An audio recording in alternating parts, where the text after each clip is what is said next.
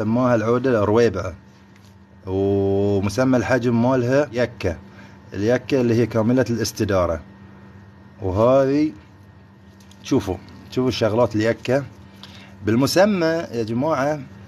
هذه دائرية كاملة الاستدارة يكة، وهذه لأكبر كاملة الاستدارة هم يكة، ولكن هذه ما تسمى يكة لأنها ما تتعدى 3 ملي ونص أو 3 ملي.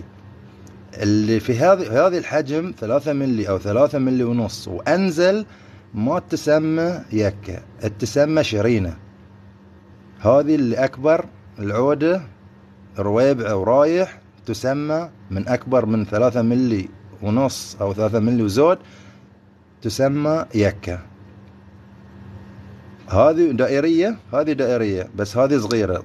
بالمختصر دام انها هي اقل من 3 ملي او 3 ملي ونص ونازل تحت تسمى شرينة.